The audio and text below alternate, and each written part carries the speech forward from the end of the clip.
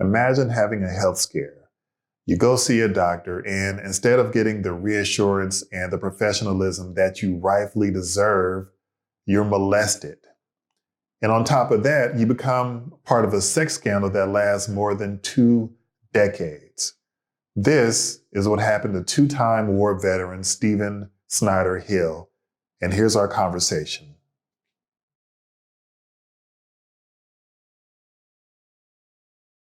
One of the biggest reasons I wanted to have you on is because what I find is a lot of times we have a set idea or a very limited set of ideas of what toughness is and what resilience is. And that's not even touching on the whole, I guess, the trauma that you experience. So thank you for that. And, when I was looking through some of the information surrounding your case and this whole thing at Ohio State, man, I felt like a character in a John Grisham movie. Like there was, like it physically made me a little bit sick of what happened to you. It's actually funny you say that because I wrote a book on my experiences that I had in the military and coming out on national TV or whatever. And this book is a lot like, I'd say like a Dan Brown novel, because there's so much stuff that I went through to try to get to the bottom of exactly what happened and even remember my own history. And it is a lot like that. I think it's almost like an action adventure novel versus a documentary about what happened.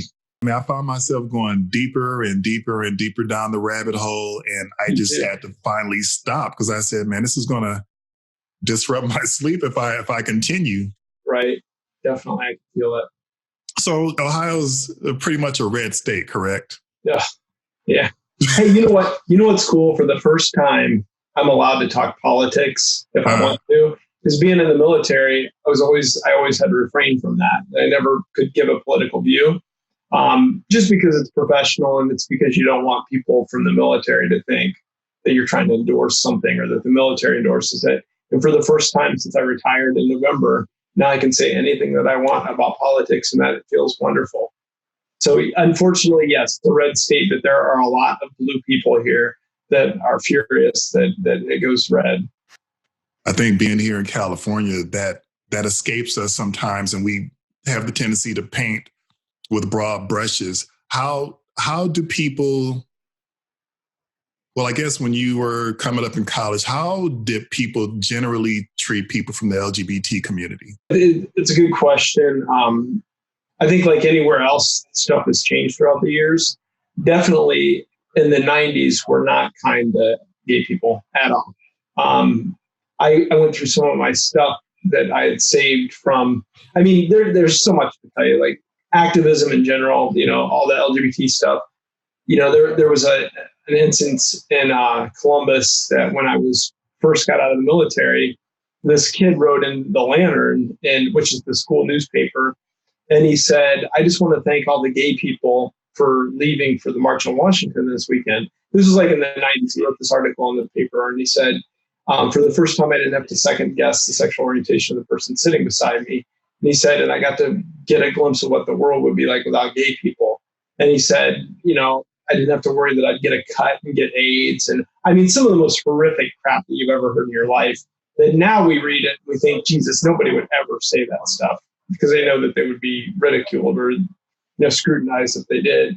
But he did. And, that was one of the first activism things that I've ever done, is that I wrote back, and I had just gotten out of active duty and going to college. And I said, I titled it Dear Dan because that was a kid's name. And I said, I look like you, I sound like you, I talk like you. You wouldn't know that I was gay if I was sitting right next to you.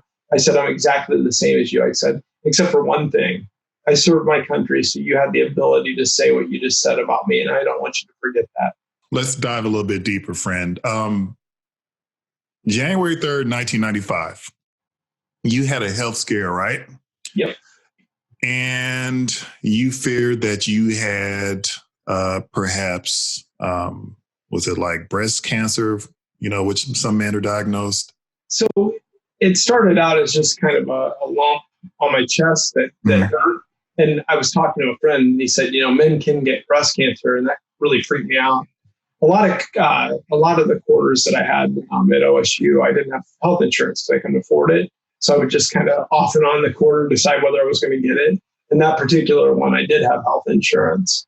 So I wanted to get it checked out. So you go to a medical facility on campus at Ohio State University, and take us through what happened from there. So I walked in, and they triaged me to a nurse, and the nurse, just asked me some questions or whatever. And then they sent me into a room. They said Dr. Strauss was going to come in. And to be really frank, I didn't remember his name this year when all this stuff happened. I just remember what happened. Part of my journey and what I talk about through my second book is going through all those trauma, the traumatic memories, to remember his name and everything. But anyway, so he came in and he introduced himself, and it was weird. It was like, I was obviously gay. I wasn't really out so much, I wasn't out so much to my parents. So I was kind of like in one of those phases where I was, I had been religious when I was in the military, and I was having a difficult time coming out and stuff. So it wasn't a really great, period for me and my own, visibility as far as being in the LGBT community. So I was kind of closeted a little bit. And so he started asking me all these questions, and it just felt weird because the minute I got in there, he looked at me weird, and it just felt like that something was up. I didn't know what it was. I was just, basically a kid. I was a little bit older than most people. But he started asking questions like, what's your major? And, some of that stuff is, it's fine. You expect that from your doctor to ask you normal questions. And then he asked what I did. And I told him that I do some volunteering at HIV testing. And back in the 90s, really, for anybody to associate anything about themselves with anything HIV probably meant that you were either cool with gay people, or you knew gay people, or somehow there could be an assumption, something that you were gay or anything. And so he asked me point blank, he's like, "Are you gay?" right away. And so then that's when I got a little bit alarmed, because I thought, I totally could understand if I was going in for, some kind of an STD or some kind of question that it would matter, and so I was kind of offset by that question. It just made me think, why is he asking that? Just because I said I tested people or whatever. So I kind of dodged it and said, I don't know, and unfortunately, I feel like that probably prompted him to feel like that I was a little bit vulnerable because maybe I wasn't out. So he knew that he could take advantage of that. And so he immediately started getting really gross. Now, the questioning got worse and worse. He started asking, about sexual habits. If I slept with one person and didn't I want more? And don't I find it difficult sleeping with one person? Just all these really gross kind of questions. And I think he was turning himself on more the more he asked that kind of stuff. And so when we got to the examination, he had me completely declothed, so no clothes at all, for a chest, examination. He did a full testicle examination, a rectal examination, and told me that it was all necessary. I was really uncomfortable because I told him, I'm being followed by my doctor and trying to, it was almost like a self-defense mechanism to say, there's no reason, I don't need this checked. And so I tried that, and he wasn't gloved. He didn't use any gloves. It's just gross. But anyway, so by the time we got to where he wanted to check my chest, he laid me down on a table and started kind of rubbing my chest in a sexual way, not like I didn't feel like it was an examination. And that's when I 100% knew everything was wrong, because he pushed his pelvis against me and he had an erection and just held me there and rubbed my chest. And it felt like it was forever. It was really gross. Everything felt like forever. The testicle examination, the anal examination, it all just went on forever. But then when he shoved that erection against me and just held me there, it was almost like I was a prisoner. And then he was just holding me there. And, it's kind of funny the way you started this about talking about people's perceptions about strength or resiliency. I just wrote the last chapter, which I think is actually going to be the first chapter of my new book. And it talks about that, because I think that it's an important point, that something that I learned in this whole process was that Strauss was 5'10", I think, and he was 160 pounds. Any one of the thousands of people that he molested could have beaten the shit out of that guy. I mean, easily could have just destroyed him, broke his neck, done anything. These guys were wrestlers, you know. And I've been in the military. It's not about physical strength. It's about power. And Strauss had power because he was a physician. And any one of those kids could have lost their scholarship if they challenged somebody or if they got somebody in trouble and then it's turned south for them. I could have lost my dietetic internship because he was a medical doctor. And I turned around and applied to OSU to be able to get my internship, which I needed to become a registered dietitian. So there's a lot of intimidation about, am I going to go against a doctor and complain about this? You know, there's a lot of feelings about that. So I think that one of the things that I really wanted to discuss in that was that, you know, sexual assault is an act of power. And it's not, when people question people for so many reasons. I mean, memory is another thing that I went through with this whole experience. I read a whole chapter on that what happened after the meeting was that I complained, and then they ended up having me come in and meet with Strauss. Now, in 2018, when I first, you know, came forward about this, I couldn't remember that meeting. I did not remember a bit of it. And, you know, my lawyers contacted me and said, "Did you have a meeting with him?" And I told them, "No, I don't remember having a meeting at all." And so then I started to think through my whole experience, and I thought, you know something, I remember Strauss yelling at me, and I don't know how I knew that, because I was like, how would I have known that? Because everything that I remember when I'm telling them that I talked to this Grace guy and everything and complained, I don't ever remember physically talking to Strauss. So there was a hole in my memory that I couldn't remember how I knew that. And that started to drive me insane. I mean, so much so that my husband was saying, don't try to recreate a memory that doesn't exist. And coworkers who are therapists said, you know, I'm sure that you would have remembered that.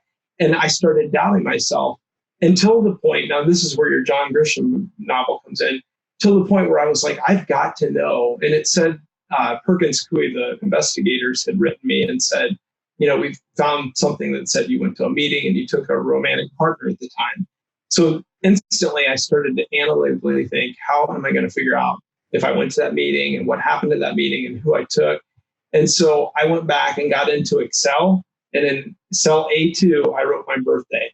And then I wrote, I was born. And I was like, as stupid as that sounds, once I clicked enter, like a little bit of anxiety went away, because that's like something I know. I remember, I will not forget, you know, I knew that.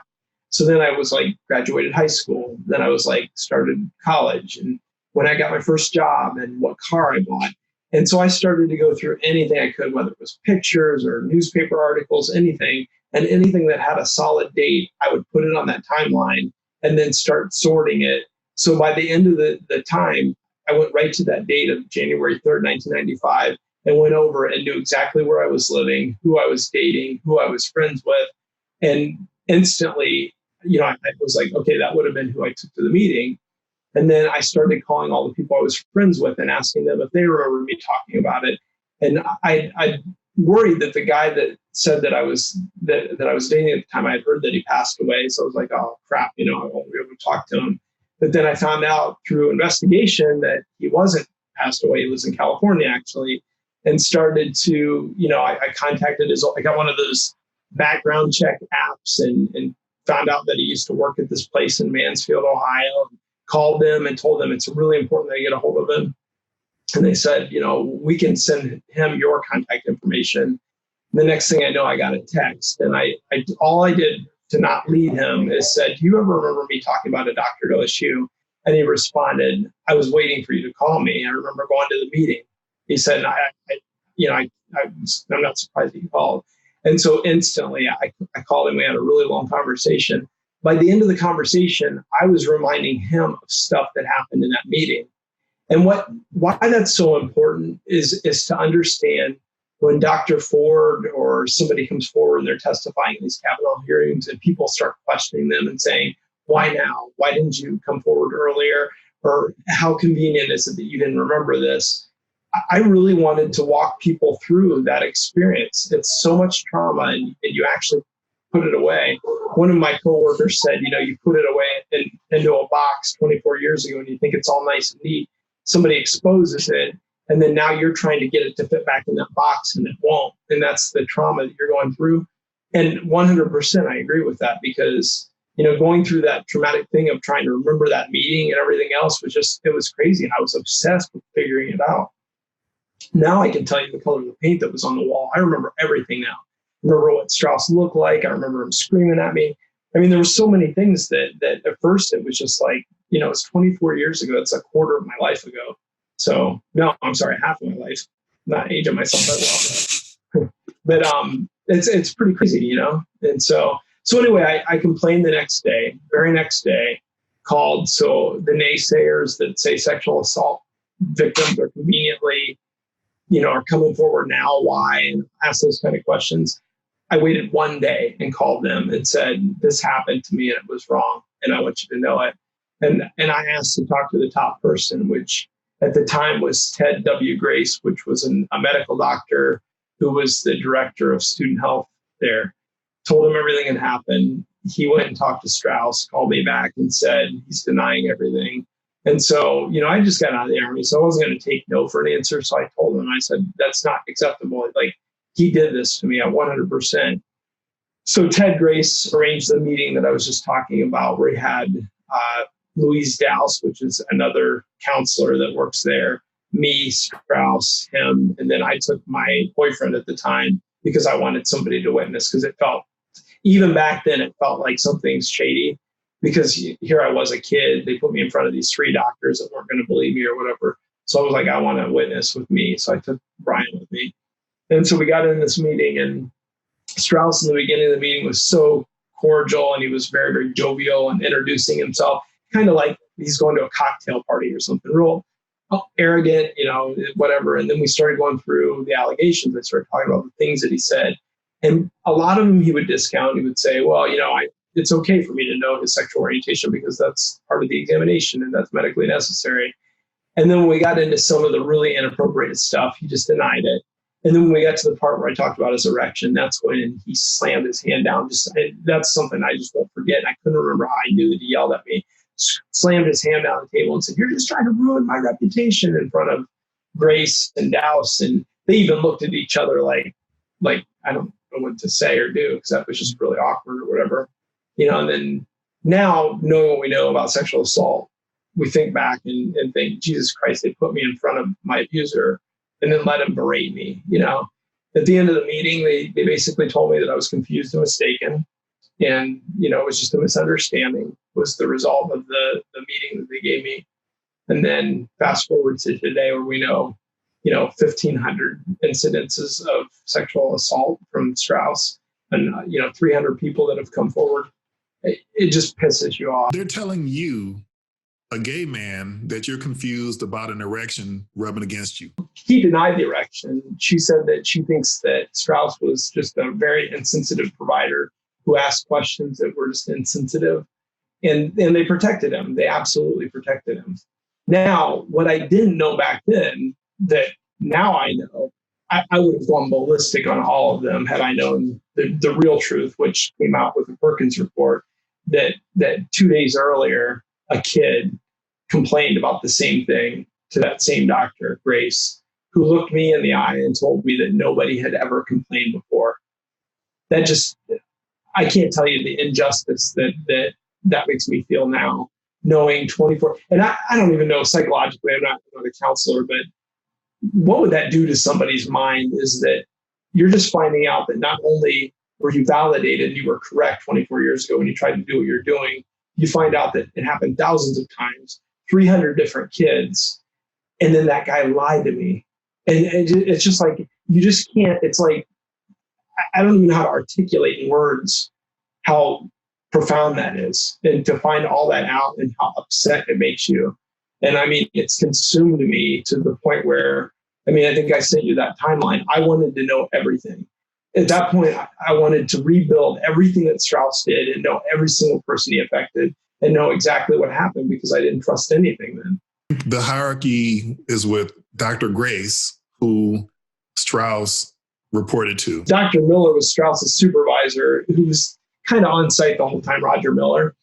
And Grace was both of their bosses. The reason I know that is that they signed a performance appraisal for Strauss a year after he molested me and gave him an excellent on his performance appraisal signed by his supervisor, Miller, and then his, supervisor, Dr. Grace.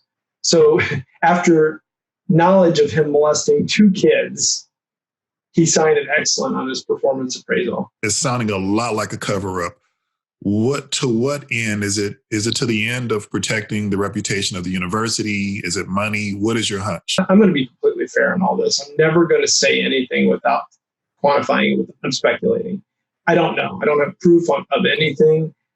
What I've heard a lot of is that physicians a lot of the times protect other physicians professionally. It's like a courtesy. It's like a cop not giving another cop a ticket, And so I don't know if that was part of it back then. I believe 100% now that there's definitely a cover-up in 2019. And that's not speculation. That's 100% because when I had asked for my paperwork from the 90s, OSU gave me 5 pages of my paperwork and they withheld 16 pages. There's nothing in the law that allows them to do that. It's public information request, the sunshine request. They aren't allowed to do that. There's nothing that says because it makes you look bad or it implicates you that you can cover this up. And they intentionally withheld 16 pages of stuff that was everything about my meeting and everything about the kid that came before me and everything about the kid that came after me. So student A, B, and C, all that stuff was in the 16 pages that OSU intentionally for 5 months ignored me when I was asking for that specific information, giving them so much as exactly who was in that meeting. Like the guy that I took to the meeting, they didn't even have his name. And I gave them that name to make sure that they would give me that paperwork, and they just ignored it.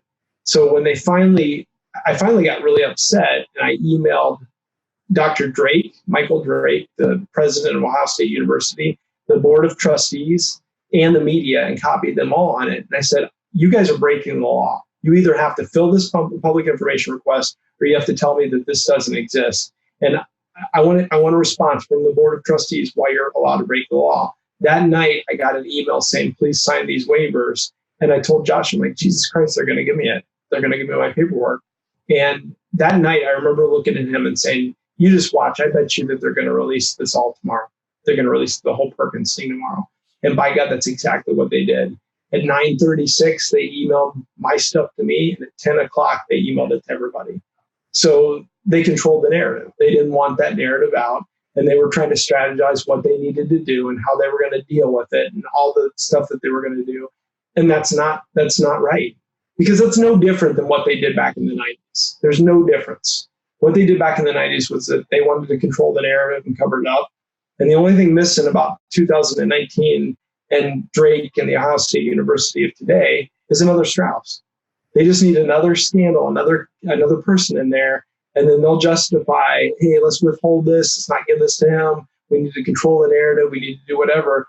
And that's not speculation. That happened to me. I have all the emails back and forth where every couple months I'm emailing them saying, this is my 5th time asking for this paperwork. Where is it? And I knew that they had given that to Perkins Coie back in December. So the law actually says that they have a reasonable amount of time. I think that anybody would define if they've already produced that information and given it to someone else, reasonable can't be more than 30 days. So they took 5 months and just ignored me until they were ready for that to come out. And that's not speculation. That's exactly what they did. This Perkins report was the equivalent of the Mueller's report, or so to speak. In their terminology, they paid independent investigators because they wanted to be transparent. Now, what people don't really probably understand is that Perkins Coie is a law firm. OSU paid that law firm $6 million to be able to do this independent investigation. Now, I'm not going to question the integrity of Perkins or the integrity of the process. I'll let time do that, because there are things in the Perkins report that at the end of the day, when I went through OSU's they dumped thousands and thousands of documents, and I just didn't trust them at that time. So I went through every single one of those documents and read every one of those letters because I needed to know what happened. And I found stuff in there that wasn't in the Perkins report. So either I'm more diligent than the $6 million lawyers that they paid to go through this paperwork, because I found stuff like for instance, that the Ohio State Medical Board knew that Strauss was molesting people. Now, OSU wanted that out. They were 100%. They were fighting. They were fighting for transparency. That's what they kept saying. We want everything in here. We want the transparency. And I kept thinking to myself, why are they so adamant that all of a sudden they're just the noble people, the same people that are hiding stuff from me for 5 months are nobly fighting to be transparent. And then my logical conclusion was it benefits them somehow. So why wouldn't they want to include something that said the Ohio State Medical Board was another medical agency that knew that Strauss was molesting people and just dropped the ball and never did anything about it? So that's why Ohio State wanted it in there. Now, what the Perkins report or Ohio State didn't say is that I found a couple documents, one of them that said the medical board directly approached Ohio State and asked them and their lawyers specifically to file a complaint against Strauss for sexual molestation because they had discovered in their investigation that Strauss was molesting people. So they asked Ohio State to do something about it. They never did. Then I found another document that said Ohio State specifically asked the medical board to keep Strauss confidential until they got their internal investigation done. So I'm going to let time and I'm going to let the public question whether or not Perkins Coie was accurate or transparent or complete, because those two things weren't in it. They referenced those documents, but didn't reference that huge point in both those documents that basically further shows that the Ohio State was neglecting what they should have done. Sounds like selective transparency, because if you're throwing enough resources at a specific task, then you have a good idea of what is relevant to an investigation if you are truly, well, if a law firm is truly being impartial and they're truly being thorough. So that sounds very suspect. But let's go back a little bit, man. Like the moment that you demanded an investigation, who was your support system? Like, who did you have to go to vent and discuss this with and sort of seek counsel with? Myself, that's it. My parents didn't know that I was gay, and I did not want them to know about any of this because, and tell me if this is not heavy, I didn't want them to think that gay people acted like this. What Strauss did to me was so gross and inappropriate and unacceptable. I didn't want my parents to associate gay people with that. And so I protected Strauss from them because I didn't want them to ever think that I could do something as gross as that, or that any gay person could ever do something as gross as that. So I would rather have lived in silence for 24 years now.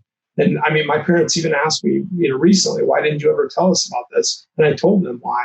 I didn't want them to think badly of gay people. And Strauss obviously, I think, was gay. I think he had a mental illness, because I don't think that anybody that could do what he did to people that many times over and over and over again and just do it with no conscience. I think you'd have to have a mental illness to do that. But who wasn't mentally ill was Grace, Miller, all the people above them, Ninos, which is their lawyer. They were on countless memorandums talking about Strauss's molestation. All these people were figureheads, figures of authority that could have done something. So I didn't have a support system. As a matter of fact, Grace, even in a 2019 or 2018 interview that he did with the Southern, his local hometown newspaper, when they pressed him and said, why didn't you tell them to call the police? His answer was that they were adults. This is what this medical doctor said. They were adults. And then he further talking about this guy's homophobia, his internal homophobia, he further says, I just figured it was obviously a gay man that was hitting on or coming on to another gay man. And so in 2019, he's admitting that he thought that was acceptable, or that was just his way of sloughing it off, that he just thought that, a middle-aged adult that was pushing an erection against just a kid was just a gay person come on to another gay person, and that's all he thought.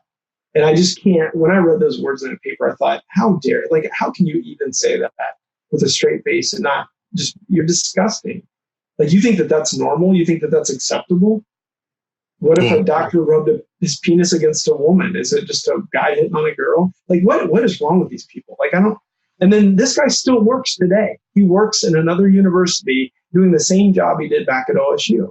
And I just can't comprehend how that's possible. Is it accurate to say that you were suffering in silence? And if so, were you, I mean, what was your emotional state? Were you obviously angry and frustrated? Were you depressed? It's hard to say because there was so much to quantify. So my first book that I wrote about LGBT activism, I go into a lot about my self-hatred of myself for being gay and acceptance and all the things you have to go through. You know, and I once told somebody that said, you know, listening to you talk about gay people is actually helping me because my son just came out to me, and I grew up macho. We went hunting, and society taught me, you know, all this stuff about gay people. And now listening to you, I'm starting to understand my son better. So I stopped him and I said, I'm going to blow your mind. I said, society taught your son the same thing about gay people that society taught you about gay people. Your son has to unlearn all that about what society taught him about himself before he can even understand himself. I said, now you understand your son better. And he looked at me and said, man, he's like, if you ever write a book. And so getting back to your question, I was going through that. I was going through that self-acceptance and coming out myself. And that was a terrible setback for me because I was already trying to ponder the questions of religion and morality and ethics and all this stuff about gay people, and have this guy do this to me. You know, I remember going to an OSU seminar on how to change your sexuality, you know, and I don't know that I'd ever done any of that stuff had I not felt horrible about what happened with Strauss. So there was a lot psychologically going on with me just because I was gay. I mean, and that's probably different from many of the other people who were affected because I don't know, you know, I know that there were other gay people, but I don't know what people, I think everybody handles stuff differently. Some of the wrestlers that I've heard that are guys that could probably kick my ass in 2 seconds, I would watch them turn into like just crying, you know, and just getting emotional and just not even being able to talk about it. And here I am, stone cold faced, angry. And the thing that I always said to anybody that I was talking to is that I don't want you to mistake in my anger for anything other than hurt, because it really is. Everybody manifests themselves differently and displays their emotions differently. And just because I might not cry the same way somebody else doesn't mean I haven't been hurt by this. The way that I manifest my emotions is in anger for what happened to me. But I think everybody's affected differently, you know. So it did mess me up. Did you ever blame yourself or think perhaps that you did something wrong? That's something Grace asked me. He said, "Why didn't you stop it?" And the way that I answered him is I said, what would you do? Like, what would you say or do to somebody if that happened to you? And I think it's a valid question, because when you're in an exam for a medical thing, you're not thinking somebody's going to push an erection against you. If you're in a church and some priest comes up and does something, you don't think that people are going to do that to you. So it's not like, it's kind of like when somebody gets trained in CPR, goes into a restaurant, watches somebody have a heart attack and just freezes. They don't know what to do. And that's sadly kind of what happens, is that you can't tell somebody they did something wrong because it's not something you would ever expect, a behavior that you'd ever expect somebody to do. You know, and I unfortunately, it's like a car accident. You go back and you relive it in your brain. You're like, if I just this, if I just that, if I just walked out, you know, and you can't do that to yourself. You just have to say you did the best you could. I can understand you being blindsided because you had a health scare. You're going to seek counsel from somebody, a professional who, in general, doctors are revered in our society, and nobody is going into a doctor expecting to be molested or sexually assaulted. Was this the first time anyone has ever sexually assaulted you, yeah. pushed themselves on you? It was. Absolutely. And I mean, I don't know. Unfortunately, so one of the side effects of this is that I wear my heart out on my sleeve, and I'm not ever going to be shameful or to be, you know, I mean, people have said, you know, you're so brave for telling people and just putting this out there like that. But I didn't do anything wrong. Like there's no reason that I should feel shame or embarrassment from any of this. The people that let it happen should absolutely be shameful and embarrassed. Even the board of trustees today that are making these decisions to ignore me for 5 months, those people need to be shameful. I don't need to be. And so in this bravery or whatever people call it, of just being able to tell your story, I've had friends that are very close to me that have come up and told me that they were raped by their father or that somebody in their family and it's, I mean, when you ask, has this happened before? Before all this stuff had happened and people started coming forward to me about this, I would say, Jesus Christ, this doesn't happen very often, hopefully. But now I'm just like, it's disgusting how many people live with this and don't tell people about it. And it just, part of the reason I really wanted to write the second book was honestly because I think that people need to understand that, that chapter that I talked about was called Heat 2. That I want people to understand that sexual assault is an act of power and that it can be against anybody. And it very much can be that, there are differences in gender roles. And I think that a lot of the times men feel like that they can't be weak and they can't admit stuff. And I guarantee that there's 300 people that feel very differently about that today. And that's all those wrestlers that have come forward. That, it's different. It's a different strength that you have to come forward. But I just don't want people to misinterpret who this can happen against and who it can affect. Otherwise, we're going to have a whole generation of Strausses that are going to use that to their advantage. I think because a lot of people don't come forward, it may give the appearance that it's not happening as much as you might think. I didn't have anything nearly what happened to you happen to me, but I remember a member of the clergy being sexually inappropriate with me. I remember an ex-coach being, and this is all verbal, and I think it could have escalated, but thank God it didn't. So I guess maybe what's difficult is for us living in a hyper masculine society here in America, we tend to force a lot of things down, and we want to, we avoid embarrassment, and we avoid, I guess, all the pain associated with that kind of stuff. It makes yourself very vulnerable to talk about it. You're very vulnerable because then, and it's not even the vulnerable of talking about the situation. It's the vulnerable of having people question, why are you doing this? Like, why are you coming forward now? What's your motivation? Is it money? Is it, and that kind of stuff is just so really disgusting when you're really just trying to tell people, here's what happened, and I don't want this to happen to anybody else. And people are questioning your motives. It's so gross that, it's just human nature. People are going to do stuff like that. But I'm just going to tell what happened, and I'm going to be very blunt about it and try to be an example for other people. I've had so many really cool experiences where, sexual assault's very, very sensitive. So I'm going to be very, very careful on telling you the story. But somebody recently contacted me with somebody that came forward to them and had a very, very similar situation to me with Strauss, and reading about the fact that I was gay and reading about the fact that, the stuff that I did and the stuff that I'm saying made them feel a little bit better about what happened to them. And I can't tell you how good that makes me feel, because that's what this is all about. That's what speaking and talking about it is about.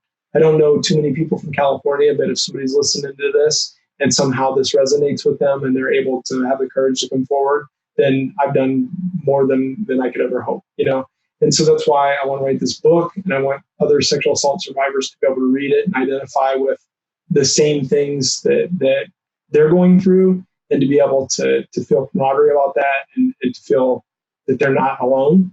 And then I also want people that don't understand sexual assault, that second guess people and that don't understand why you couldn't remember and those types of things. I want them to walk through with me the journey that I had so they can understand it. And I think that it'll make people change their minds. I absolutely do. So this is happening in the mid-90s. How did things play out with this in the next 5 or 10 years? So you're in the Army by this point, right? So I got in, went to war the first time, had a really incredible kind of coming out story that involved war. It was pretty crazy.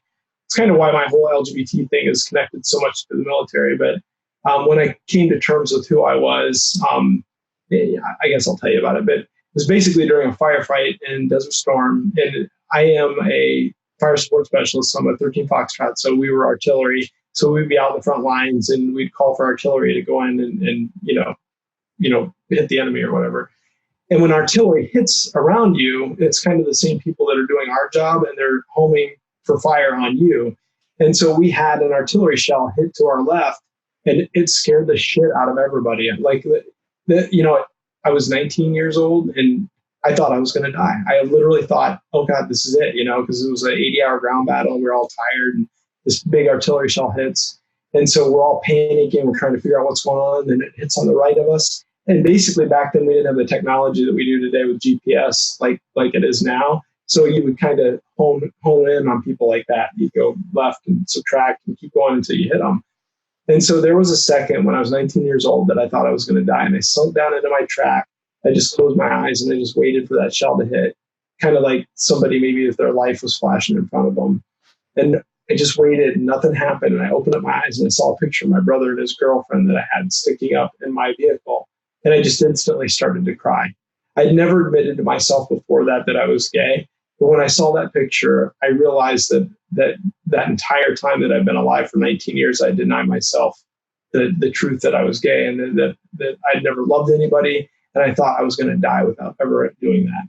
And that was mortifying to me. So that was my actual coming out to myself when I realized that I couldn't do that. If I make it through this, I'm going to live authentically. And so that's kind of the thing that precipitated me coming out. But yeah, it was, so I got out of the military, went to college.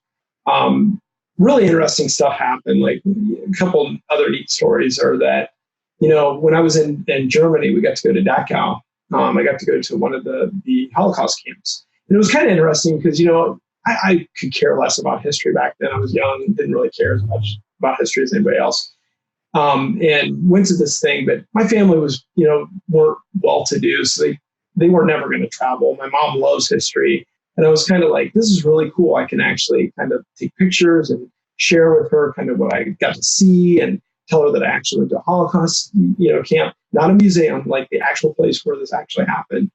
And I mean, just from the time we entered the gate and it said work makes free, and you're just like, oh my God, that's, that's weird seeing that in iron letters, that basically these people came here to die and were promised, if you work hard, you might be free or whatever. And then started going through and I'm taking pictures in this Holocaust camp of these awful things just to try to memorialize this to show my family. And so, there were just gross things that you saw, like the gas chambers and stuff like that. But I really got fixated on this uniform because it was this uniform that somebody died that wore. And I don't know why that resounded with me so much, because I just thought a human being, died that wore this. And it's all the wooden shoes that this person wore. And I just took a picture of it and I just snapped it, stuck it in a shoebox to show my parents later. Didn't think about it. So as I went to OSU and I was coming out, it was like, finding the wind under my wings, and everybody was like, it's okay to be gay and blah, blah, blah. And I was sticking pink triangles on everything and silence equals death. And I had a pink, triangle necklace. And it was kind of like, I don't care who knows I'm gay, and did that thing with that Dan Hazard guy, the article that I wrote. I pulled that shoebox out and I had been sticking those pink triangles that said silence equals death on my car forever, not really understanding them. Looked at that picture again after all those years, and that uniform had a pink triangle in it. And it's just like, I instantly just froze. And it's just like, I mean, that's probably where the activist in me was born, because I thought I could have been that person. That could have been me that died just because of who they were. And that was huge for me, and that was something that happened, kind of came out, like 96 or something. I ETS, I was officially done with the Army. So my reserve time was done, so they couldn't call me anymore. And it's kind of funny because over the years, it's like I would have nightmares about being back in and being deployed again. And it's like, I don't know, if you call it PTSD or whatever it is, but it's like literally I'd wake up in the middle of the night and just, be in a sweat because I thought I got deployed again. And I was over there again. I was like, oh God, it's not, it's just a dream. It's just a bad dream. So around 2001 in March, I was working my first job after I graduated. This was after Strauss and everything had happened. Working my first job. And I was like, something, I think I'm going to I think I might get back in the military. I was like, they offer great benefits and they could help pay for my college. It would help me pay back my student loans. And so I decided to get back in as an officer with my degree, which was dietetics. And so in March of 2001, I got back in. And of course, September 11th came, and then everything. It's like I have an impeccably bad timing for military service. We hadn't been to war since Vietnam when I got in Desert Storm, and that was the 90s, and then got deployed to go to Desert Storm. And then here I am in 2010, got deployed again to Iraq. It's 20 years after I'd been deployed as a kid, there. So as we're on this plane ride over to Desert or to Iraq, I'm looking around at the people on the plane, and these kids are 20 years old. These kids are the age of the span of my deployments. And that's when I just started second guessing myself, thinking, Jesus, can I do this again? And then I'm thinking in my head, I used to have these nightmares where I was, and here it's reality. It's like happening again. And then all of a sudden, this is another LGBT thing, is that I'm snapped back into the present. This is the beginning of my first book, where somebody came on the intercom of the plane and said, ladies and gentlemen, tonight's in-flight movie is going to be Brokeback Mountain. And the entire plane just burst out into laughter. It's like, and they were all military people. They were all my unit and other units and stuff. And just burst out into laughter because somebody was joking, and they let him get on the intercom, and he said that. And, that was hysterical. Like, they would never show a gay movie on a military flight. And I remember just looking at that thinking, you guys are my brothers and sisters. You guys are who protects me if we go into war, and you're mocking me, and you don't even know it. And it started to build up this kind of thing that happened that escalated up until the Republican debate in September of the same year. But just lots of little things like that happened. And it was kind of like, even picking that sticker back off my car when I rejoined, it's like that stupid sticker did not want to come off. It like peeled and cracked, and it was like, I had to sit there and just pick at it. And that would be almost a metaphor for how hard it would be to go back into the closet. And so many stories, like, Josh and I travel the country and talk about some of this stuff. But, when I got deployed the second time and had to leave, Josh and I hid under an escalator at the airport, crying and saying goodbye to each other because we couldn't let people see us, And, your husband? Yeah. The other families are out there, like hugging, and the wives are giving information and saying, if you need anything, call me. And here we are, like rats, kind of hiding. And it just felt wrong, because it felt like that, like I told that damn kid, I feel like that I'm fighting to protect everybody's freedom, except I don't have that freedom. And it just felt wrong. And that's kind of what led up to what happened at the Republican debate. Who had you come out to up until that point? In college, I came out to any of my circle friends, my parents eventually. So I was out, for the most part. But then when I rejoined, I knew that it would be really hard, because I'd have to go back into the closet for anybody that I was in the military with. The place where I drill, or my base, is only like 8 miles away from my house. So there were so many times, like, we have a red, white, and boom, which is like a fireworks here. So I'd have, my soldier friends would be like, hey man, come and hang out with my family. We're going to red, white, and boom. And I'd be like, no, I'm not going to go.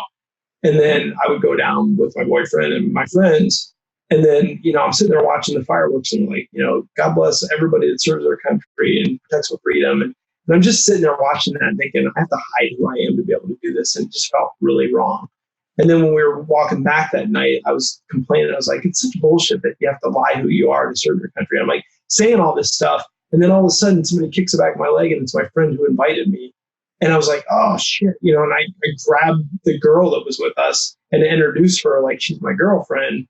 And then the whole time you're just thinking, like, that's so awful to do to the person you're dating, how that feels for them, like that embarrassment or whatever. And there were so many times, like, we would be, in our house getting ready to go to bed, and then my friends would call and say, hey, we're coming over to play video games. And because I don't know if you see my sign behind me, like a big retro gamer. I built an arcade machine. I love, my whole sleeve is all arcade games. And so, they would come over and they would have a good time. And I would always, very, very controlled, closeted or whatever. And so if they would do that, we had a routine. We'd run around the house, take down pictures of everything, because we didn't want people to know, like vacation pictures and stuff like that. And then the one time we were both sitting in the foyer, and he was getting ready to do the normal drill of, leaving, because I had to hide all the pictures. They were coming over. And then they called me back and said, man, we're not going to come over. We're too drunk. And I remember that was like a low in my life because I'm sitting there with all these pictures of vacations and then look over at my boyfriend. I'm like, I'm so sorry. Like, it was almost like an apology of, I'm so sorry that this is happening. And he just looked at me and said, it's okay. I'm just going to sleep at home tonight. And I just remember that being a really, really low point as well. So that stuff was kind of the stuff that was all kind of building up to what happened on September 22nd. Do you feel like anybody suspected what your sexuality was in the military? And if so, were you treated any differently? No, I was pretty, I don't know, not stereotypical. Like, I don't like a lot of the things that people associate with gay people. Like, I don't really like drag queen shows. I really can't stand show tunes. I love classic rock. I'm just myself, and it's not saying that there aren't many people that like many different things, it's just all the stereotypical stuff. So I don't know that it was hard for me to hide who I was. But what was odd was that people would say, hey, I want a friend request you on Facebook. And I was like, oh yeah, sure, send me one. And then I just ignore it. And then they're like, did you get it? And I'm like, no. And it was really hard to find me because I had it locked down. And I mean, there would always be this awkwardness where I'm like, oh yeah, I don't know, I didn't get it. And they're like, I'm sure that whatever. And so that's the kind of crap that probably more than anything I had to dodge, those types of things. But I did have a friend. It's kind of funny because I have a friend that's a pretty close friend. His dad's a preacher. And I would invite him to stay over at my house for drill because he drove from Cleveland and had to drive quite a way. And I'd be like, you can just crash here if you want. And so one time, when he first came over to my house, it's like, man, this looks like a gay dude's house. That's what he said. It was because it was decorated. It wasn't like I didn't have beer posters up or tours or whatever. I don't know what straight got, like football. I don't know what designates a straight or gay dude's house or whatever. But I remember he said that and I was like kind of on defense. And then, we ended up playing games and I didn't think about it much after that. So when I wrote my book, there was a chapter in it called This Looks Like a Gay Dude's House. And so Matt, when he knew that book was coming out, he about shit himself because he was like, oh my God, this book, like a whole chapter is going to be about something I said. And he's like, I need to read this, man. And so, and his wife had said some pretty homophobic stuff. And so he wasn't like an LGBT person at all. I would say he wasn't mean, but he definitely wasn't supportive in any way. And so I let him read my book before it came out. And, we went to training one time, and I gave him an iPad, put on an iPad. And so every single night, I could see that glow on his face as he was reading that. And he just read it and read it and read it. And it's like he didn't stop. It was like he was obsessed with reading it. And I didn't ask him anything about his reaction. And one night I was asleep, and all of a sudden somebody kicked my bunk and woke me up. And I looked up, and it was him. And he had this eyes were just watering, like he was going to cry. And he said, dude, I had no idea. He was like, I had no idea. And so that's what makes me proud, because that's what my book did, was that it walks you through what it's like for somebody and makes you, that's how you win a heart and mind, is that you take them through and let them see what it feels like to have people say the things and go through the things you do. And that's what he said. He was like, I had no idea. And later on, he told me his dad was saying something negative about gay people. I was like, Dad, you can't do that. It's not cool. His dad is a preacher.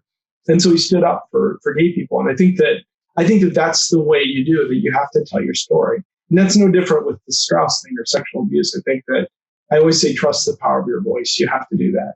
And I think that it's powerful. I think that at any time, Rosa Parks didn't know what was going to happen when she said, screw you, I'm not going to get up. I don't deserve to lose my seat here.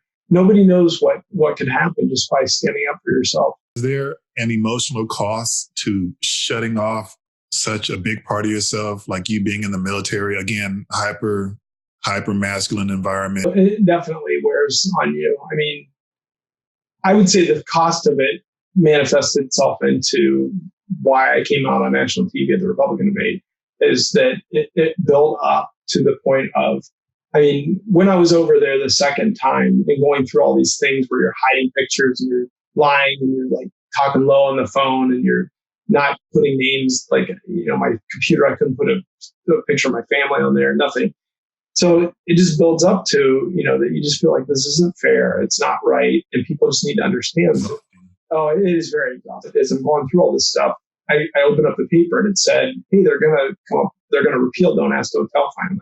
And I was like, oh my God, can you believe this? Like, they're going to actually repeal this. How historic is it? I'm over here serving my country with the first African-American president. I was like, everything was so cool to me. I was so proud of Obama. I was so proud of serving my country as a gay man, and that they were going to repeal Don't Ask, Don't Tell, and everything felt so good. And it said, we can't come up with a date for the repeal because we don't want to affect the morale of the people who are actually over there serving. I cannot tell you how that makes me feel, because I'm over there serving. And you're worried about other people's morale who never have to hide pictures, who never have to make up lies. And that just infuriated me to the point where, on TV they said that they were accepting questions for Republican debate.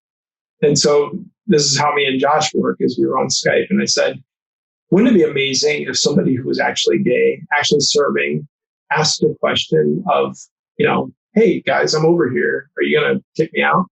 And it wasn't meant to be political. It really wasn't. I'm probably conservative by nature when it comes to fiscal, but definitely a Democrat when it comes to social stuff.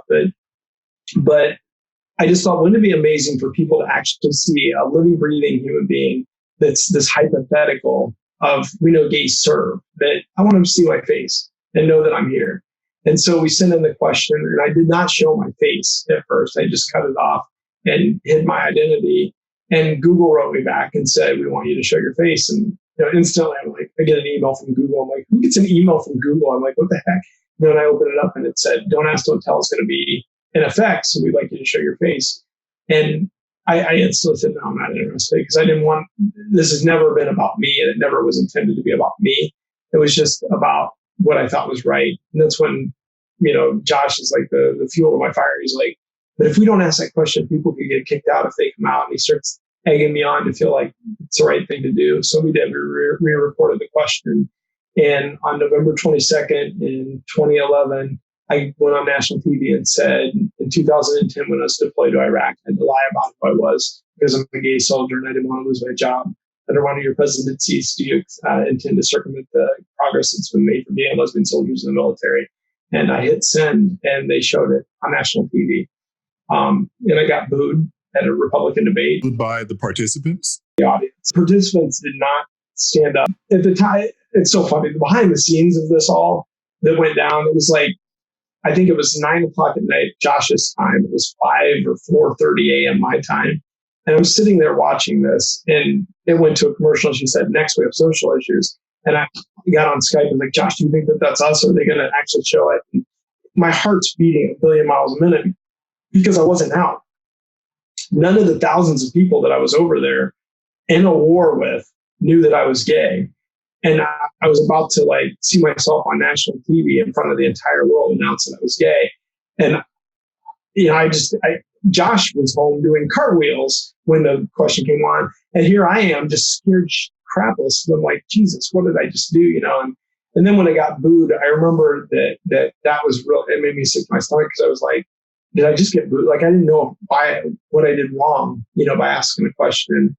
And then I think the thing that America hated the boos, and America spoke up against the boos. I mean, they did an episode on HBO Newsroom. There's all kinds of stuff that happened. Jon Stewart on Daily Show. There's just so many people that came to my defense on this. However, the boos weren't what killed me. What killed me was that Rick Santorum stood up and said, Florida. Yeah, in Florida, said sex has no place in the military. And the fact that they're making it an issue, leave it to yourself whether you're heterosexual or homosexual. That's when I thought, man, you have no clue. You've never had to hide who you were or hide a picture in your wallet or do any of the things that I've had to do. So you have no clue what you're talking about. And the fact that almost that entire audience stood up and gave that guy a standing ovation for that answer made me realize how misdirected we were. That is vintage Rick Santorum. Oh, absolutely. I mean, and I didn't have the knowledge in advance who they were going to ask the question to.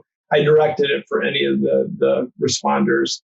But anyway, so out of that came a lot of good. So, I mean, there were, the military had to talk to me about what I did. And that was interesting because they had a PIO, their public information person, had to sit down and meet with me. And I was scared to death. I'm like, what is the military going to say about what I just did on national TV? You're not supposed to do anything political. And that wasn't the intent. The intent was to make sure people knew that there are gay people serving, and are you going to kick us out? And so when I met with this guy, the story I told you earlier about the guy that said, I grew up macho, and I said, now you understand your son better. That's this guy that they had me meet with. So for a whole day, we met and talked. And by the end of the day, he sat down and he said, you have two reasons. Because he asked me why I did it. So I told him some of the stories I'm telling you. So at the end of the day, he said, you have two things you can do. You can let it fizzle out and it'll go away. It's the talk of the town now. Media will fizzle away, it'll go away. Or he said, or your other choices, you can tell your story. And he said, I personally can tell you, I think you should tell your story. I think it's a wonderfully powerful and important story. It tells why we need diversity in the Army. It says why it's so important. And it was just incredible. And that's the guy that told me, if you ever write a book, and that's exactly why I decided to write a book, because this guy. And so, it's just been an incredible experience. And from then, I got out, and then basically while I was still in serving or whatever, we got out of war. And Josh and I have had the opportunity to travel the country speaking, and we've been coast to coast, been everywhere. We've been in California. We've been, everywhere. I can't even tell you the states that we haven't been. Probably would be easier. Going to colleges and speaking about our experiences and just talking about don't ask, don't tell and what happened. And just, slowly as marriage equality was happening, we were on the front lines trying to win over the hearts and minds of every single person that we talked to and let them hear our story. And that's kind of what we've done. And so, the interesting thing about all this is that, in 2015, OSU had asked me to come and headline their TED Talk called The Human Narrative. So TED Talks are a pretty big deal. When you do them, number one, it's very, very meticulous. Like they take a speech coach with you. They don't want anybody to get up there and bumble it. So they literally almost make it foolproof, where they go through and make sure that you can speak well and that you're going to deliver and you're not going to fidget, you're not going to stutter, you're not going to use the same words. Like they go through all these preparations. But they had reached out to me and said, we would love you to come and do this TED Talk. And I would be the headliner of it, meaning that all the 20 or so TED Talks would lead up to me being the last one, which is a lot of pressure, and they wanted me to talk about trusting and empowering your voice and what I've done with activism and standing up in front of the Republican debate, doing what I did. And so I told a lot of these stories in front of this auditorium of 4,000 people at the Ohio State University and got a standing ovation for that. And it was like a high point of my life. And so I talk about that. That's kind of the first chapter of my second book. And talk about the preparation of that talk, how important it was for me to do that just perfectly. So that way everybody knows, how proud I was to do that and to stand up and talk about empowering yourself to make change. And then all of a sudden I'm like, now it's like a record screech. And here we are in 2019 when OSU is trying to silence me. And that's not going to work out well for them, and it's kind of funny because my husband, this is some of the stuff that isn't really known, is my husband worked for OSU at the time all this happened. He worked for Human Resources. So he was actually working for the people that were impacted and making all the decisions about Strauss. And so immediately he went to his boss, who's the head of Human Resources, and said, hey, I just want you to know that my husband's involved in this. And he was one of the people that's affected. And we were immediately like, what is going to happen? Because I actually have the video. It's kind of funny because we have Nest cameras in our house, like security cameras. I have the video where I saw Strauss on TV in 2018 during a news thing where we're working out and I see his face and I'm like, Jesus Christ, and I'm like, I just like, it hits me. I'm like, that's the guy that did it to me. And Josh had heard this story, but all of a sudden his world came crashing down because he had been dealing with all this Strauss stuff. He had heard it. He had known about it. And I didn't know anything about it. I had heard a doctor molested wrestlers. To me, I didn't make any association with that because I wasn't a wrestler. I never remembered Strauss's name, but I would never forget his face. So when I saw his face, that's when I told Josh, and Josh was like, this is a big deal. He's like, and I said, I know that I have paperwork. And he was like, they're telling everybody there's no proof. And he's like, if you have paperwork, oh my God. He's like, and he's flipping out because he's trying to think, how does this affect my job? What's going to happen? So he texts the head of their HR, kind of their person, and says, my husband's involved in this. So all of a sudden, And again, this is kind of not really so public yet. Now it is, I guess. But anyway, he gets a text back from the head of human resources, who's one of the top people there, reports directly to Drake. And she accidentally texts Josh, and she said, "Is Stephen Hill his spouse?" with a question mark. And then Josh doesn't answer her. And we thought, what the heck was that about? And she was like, "I think I know what's going on. Is Stephen Hill your spouse?" And he's like, "Yes." And she said, "Did he find his paperwork yet?" This is when I was asking for my paperwork. And he said, "No, but we're only halfway through the boxes." So that's when, now knowing what I know, it starts to feel really yucky, because the head of human resources is texting somebody else about me to somebody, accidentally text my husband and asked me, "Did we find our paperwork yet?" There's no provision in the law that allows her to say, "Oh, you found it? Okay, now we don't have to send it to you." There's no reason that she should ask that question to Josh or me. But then worse than that was later on when we got my paperwork, they spelled my name incorrectly back in the 90s. They spelled it Steven. I never spelled it like that. It's PH. It's always been that way. And so when she wrote that text to Josh, she said, "It's Stephen Hill, his husband," spelled it exactly like my paperwork from the 90s. So either she's psychic, or she just misspelled my name exactly the way it appeared on the paperwork that I was asking for, or that paperwork was sitting right in front of her as she was asking us if we had found it yet. That just sucks. That feels really crappy. It feels really gross. And it feels like that there's a lot of scandal going on. And again, maybe this stuff will be proven in time, but the bottom line is that, I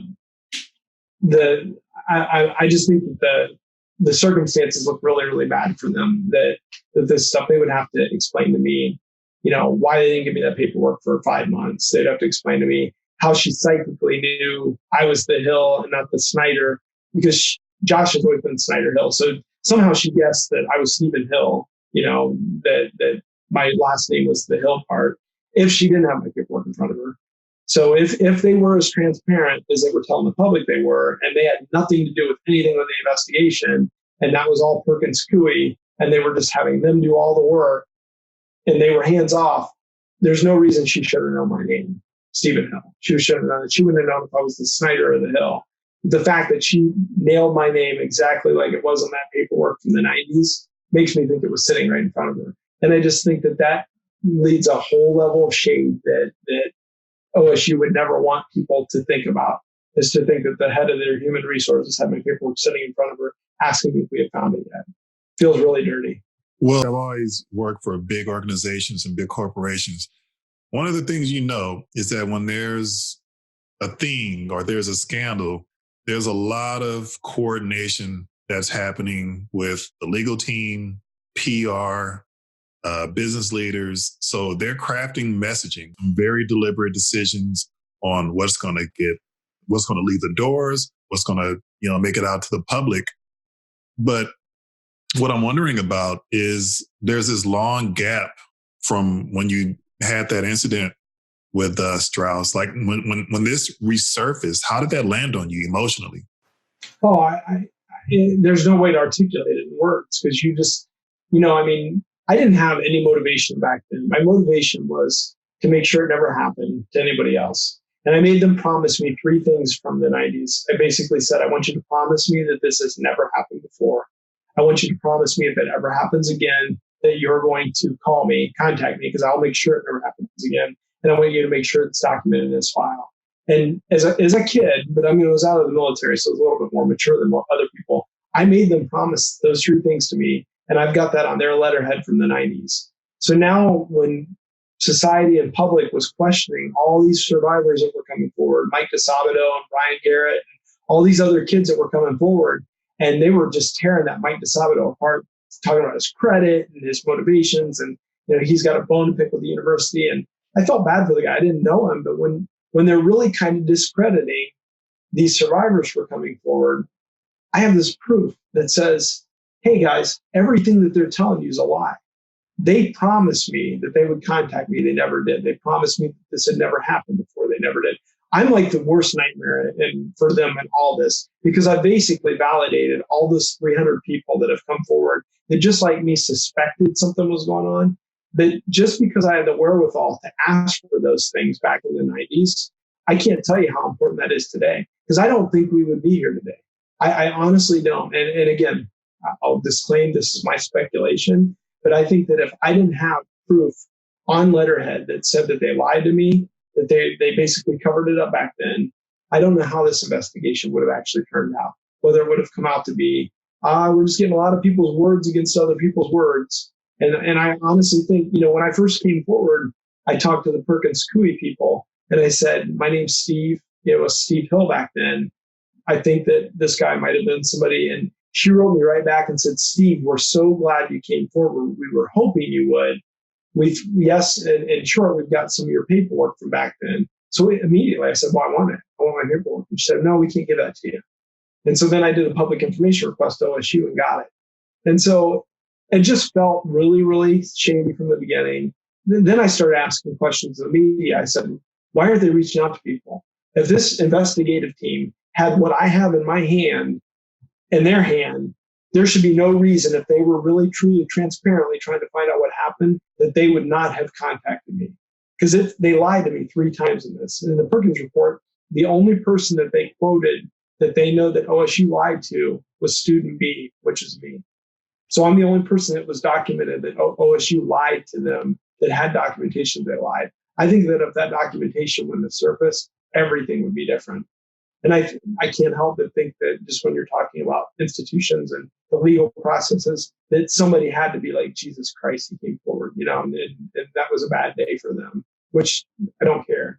All I wanted to do back then was to stop it. I didn't try to legally challenge them back then. I didn't even know that was an option. I didn't know that calling police was an option. I was a kid. I relied on those doctors to tell me what my options were, and they didn't give me any.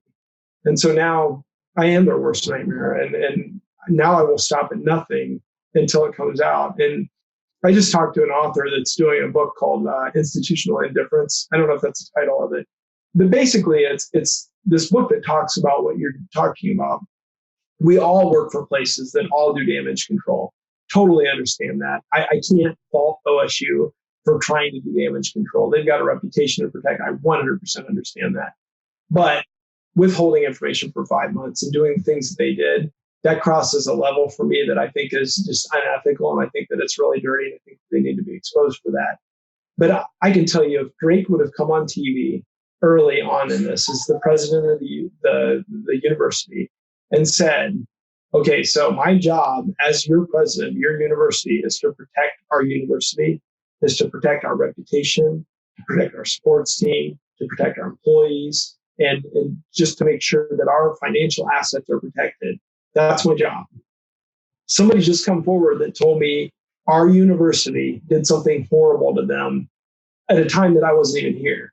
So now I have to somehow reconcile these 2 things that have come into my lap of my responsibility to protect us and my responsibility to face what we did as a university. And if he had done that in that human moment and just came out and said that, he would have just shut me up. I would have just shut down and thought, that's completely fair. And that's a completely human thing to do. Instead, what they did was they dug in and started saying the university of 20, 30, 40 years ago and things like that just would piss me off over and over. Because I'm like, you're discounting this. Stop saying what may have happened and who may have known. Because on your letterhead, you and I both know what happened and who knew. So I know the institutional indifference. I know what you're trying to do, but it's insulting. And at this point, you just need to stop it.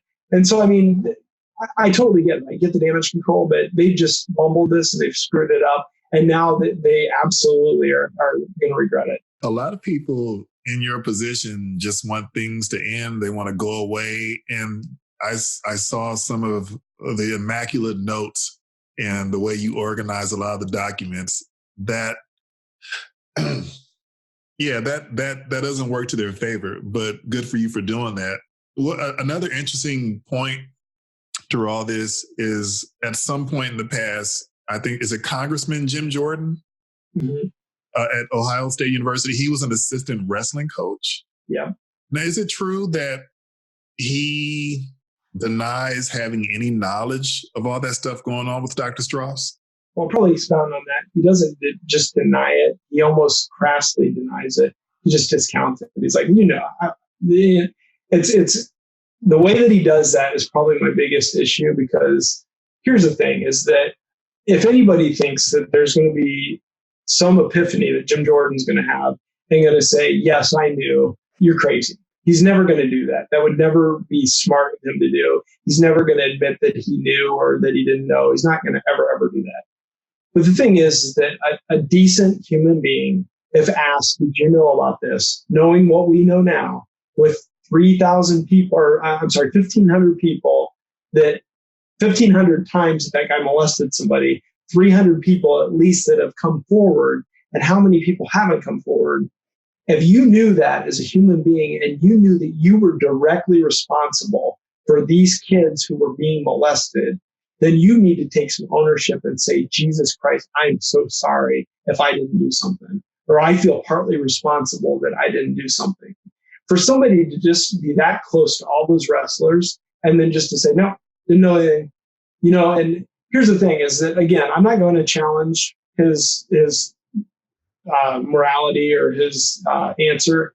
I'm just going to say that Tim Nagy, which was Strauss's attorney from back then in the 90s, wrote a letter to Helen Ninos, which was OSU's attorneys back in the 90s, and said the rumors and the innuendo are rampant across the entire Ohio State community, including other universities, and talking about how it was destroying Strauss's reputation about the rumors and innuendo of his sexual assault. So his lawyer wrote OSU's lawyer back then saying everybody knew. So I would just ask Mr. Jordan, can you answer what his lawyer asked back in the 90s? Can you answer how you, the person that was directly responsible for these kids who spent every day with them in practice in the locker room and all this stuff, how you didn't know? Like that's all I would ask him, is that I think that the burden of proof would be, how didn't you know? And again, I'm not political. I'm not here to smear him. I just think that he probably set himself up for failure by trying to be so crass and just say, nah, didn't know.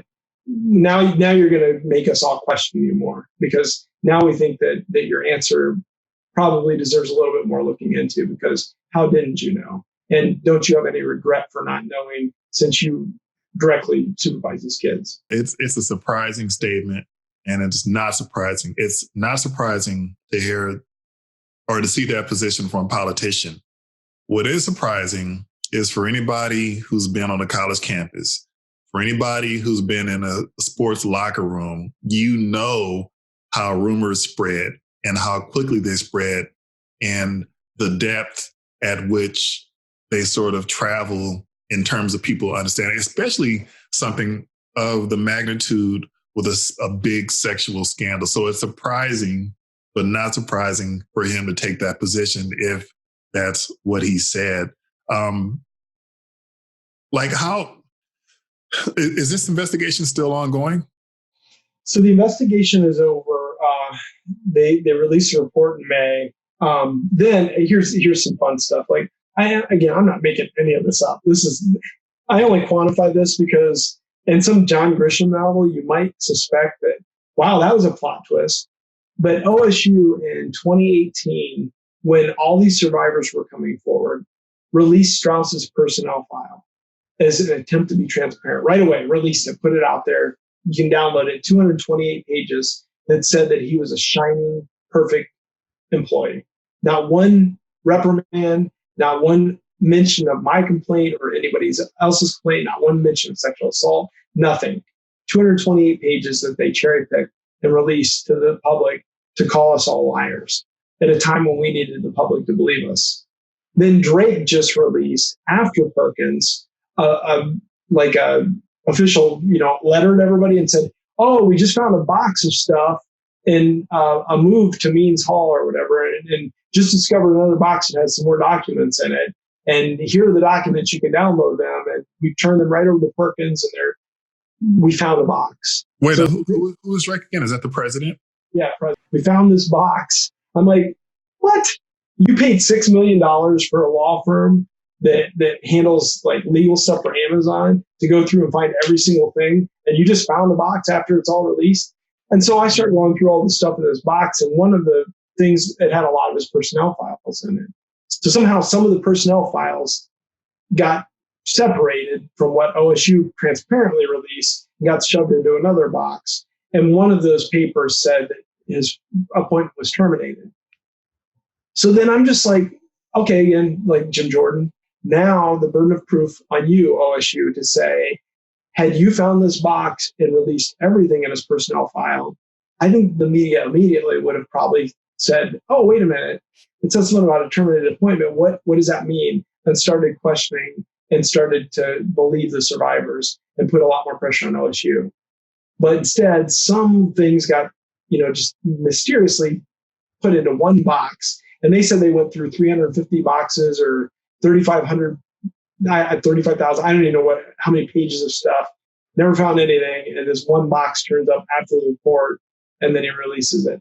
So again, the difference that I have with anybody doing institutional protection, meeting with the lawyers, there's a level of shade when stuff like that starts happening that I start saying, time to go, Drake. Time to go, head of the board. Gasser left. I mean, Drake's announced his retirement. Gasser left. The head of their legal just announced he's taking another job. Do I think it has something to do with all this? Absolutely, I do. That's speculation. They're saying that it's not something to do with this. But that kind of stuff is just super shady. And again, the thing that I go back to, the only thing I want in the 90s, the only thing I want today is to make sure that kids that they're in charge of today have protection and that it doesn't happen again. They're not assuring me that at all when they're playing these games, when they're not releasing stuff for 5 months because they're controlling narratives, when they're finding a box miscellaneously out of the blue. Then the only thing that's missing is another Strauss. I've never been an investigator, nor do I want to be one. But my understanding is that when you have a body of evidence, that evidence is cataloged and it's organized and it's accessible to the people who have it. And for this box to magically just pop up at a certain time is just quite comical. It's almost a joke to me. And it's sad because these are people's lives. These are 300 people who've lived with this, and their lives have been, destroyed. Some of them lost jobs and lost marriages. And I just can't, these people sit in these leather chairs and make these decisions, and they make these decisions like it's not my family member. And then I think that's the travesty in all this. I keep posting the board of trustees pictures on my Facebook and saying, these are the people. I want you to see their faces, because I really do. I want people to see that these are the people that completely treat us like crap. Like if we were their kid, everything would be different.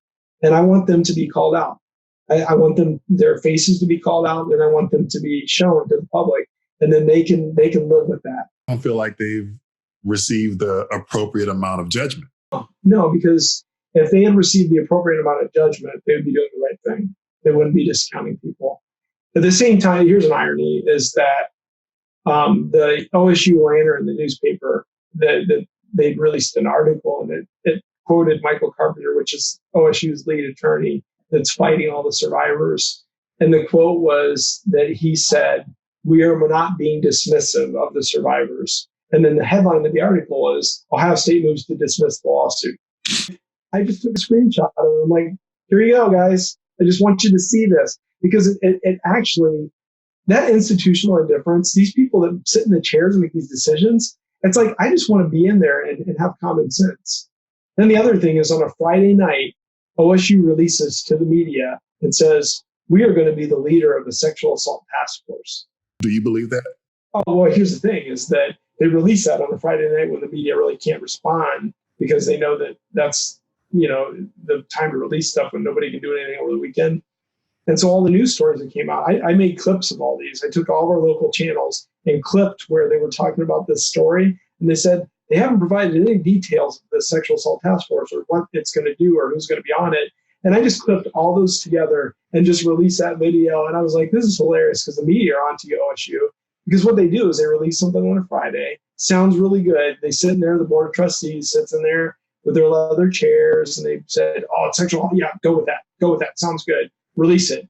And then somebody questions and says, what does that mean? What do you mean by that? Or was that just a stunt? Are you just waiting for the next football game to come along for everybody to just forget about it because Ohio State beat Michigan? Is that what you're really doing? And that's completely clear that that's what they do. Because it took another 5 months before they ever gave any details on what the sexual assault task force was going to be. And then they never once asked any of the people that were actually survivors of Strauss to be on this, to be able to tell them, hey, guys, here's what happened. Here's how I felt about the way you guys handled this. They never once asked any of us to be on it. And to my knowledge, I don't even know any sexual assault survivors that are on it. It's the lead of it right now is the head of their dean of law school. So what's his sexual assault, experience? Is he a survivor? Does he have somebody in his family that knew about sexual assault? Is he somehow an expert in sexual assault? Or is he the head of their legal? And if he's the head of their legal, then it's a person in an executive chair making a decision that sounds good on paper, but then they have Steve Snyder-Hill out here that's calling them out on the BS. It doesn't make any sense. What meaningful thing are you going to do with this task force? Why are you having anybody to be on the task force that's a Strauss survivor? And then they came out after I started asking that. They came out and said, we can't do anybody that's currently litigating against us. And, we would love to do that. Maybe after the litigation, we'll be able to have people on this. But then my question to them then was that, okay, so 1,500 people have been abused or 1,500 instances of abuse, 300 people have come forward. If that's the case, why aren't you asking if anybody wants to come forward that's not part of a litigation to help us sort through this that was affected by Strauss? We would love to have you on our task force. So they can't make up this stuff because I'll call BS on them. I'll say, okay, then ask people to come forward that aren't suing you. And I'm sure that there are people out there. Well, I know that there are because they reached out to me and said they haven't sued or they don't want to come forward or whatever. So why not ask them if they want to give input? I honestly would love to be on that task force because I would let them understand. Let's say that every one of their intents has not been scandalous or anything that I think that it's been. I can tell my perception of their intents and I can say, well, here's how it appears to a human being that's been affected by it. So maybe you shouldn't ignore somebody for 5 months when they're asking for paperwork. Maybe you should respond to them and say, I can't give you this because. Maybe you should not use the words what may have happened or who may have known when you know what happened and who knew.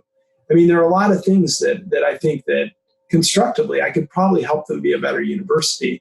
But right now they view me as a liability. They view me as an enemy when I'm just a human being that was affected by their misjudgment. And I would love to keep this from happening to other people. I think that that's one thing that's been demonstrated more than anything is that I could have done something back in the 90s to them and tried to sue them and get money or whatever.